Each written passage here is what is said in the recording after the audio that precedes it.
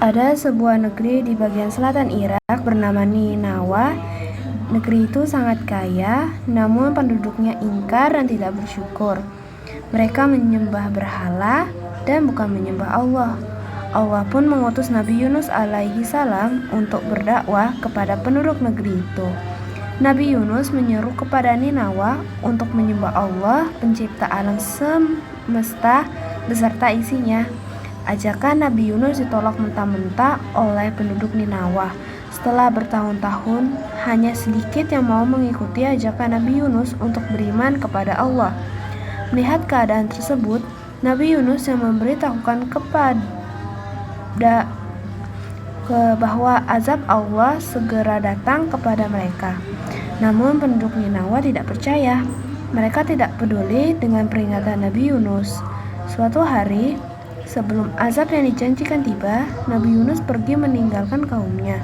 Tidak lama kemudian, tampaklah awan gelap yang bergumpal-gumpal diselilingi petir yang menyambar-nyambar dan cahaya merah seperti api yang hendak turun dari langit. Penduduk Ninawa berlarian mencari perlindungan. Saat itulah mereka ingat Nabi Yunus. Para penduduk pun berbondong-bondong mencari Nabi Yunus. Mereka beramai-ramai memohon ampun dan bertobat kepada Allah Subhanahu wa taala. Tobat mereka diterima Allah. Awan gelap yang menyelimuti kota itu pun menghilang perlahan-lahan, sehingga azab tidak jadi diturunkan. Penduduk Ninawa pun terkejut melihat berhala sembah mereka hancur berkeping-keping terkena sambaran petir. Benarlah apa yang dikatakan Nabi Yunus, mulai sekarang kita akan menyembah Allah dan mengikuti ajarannya, seru penduduk Ninawa. Sementara itu, Nabi Yunus telah tiba di pinggir laut. Nabi Yunus akhirnya naik ke sebuah kapal. Ia berencana pergi jauh dari negeri Ninawa karena penduduknya tidak mau menerima dakwahnya. Perjalanan Nabi Yunus ternyata tidak mudah. Di tengah laut topan dan gelombang besar datang menghadang, kapal pun terombang-ambing dan hampir tenggelam. Nakoda kapal langsung mengumpulkan para penumpang. Biasanya hal seperti ini terjadi jika ada seorang pelarian di dalam kapal. Kapal ini tidak mau membawa orang yang sedang dalam pelarian, karena itu kita akan mengundi siapa yang akan dibuang ke laut, seru sang nakoda. Tidak usah diundi, akulah orangnya, biar aku saja yang terjun ke laut, kata Nabi Yunus. Dari raut wajahmu, aku tidak percaya engkau seorang pelarian, ucap nakoda kapal. Sudah diundi saja biar adil, seru penumpang yang lain. Setelah diundi sebanyak 3 kali, Nabi Yunus selalu keluar. Itu artinya Nabi Yunus akan dibuang ke tengah laut. Melihat hal itu, Nabi Yunus tidak terkejut. Dari semula ia merasa bahwa dirinya yang menyebabkan kapal terombang-ambing.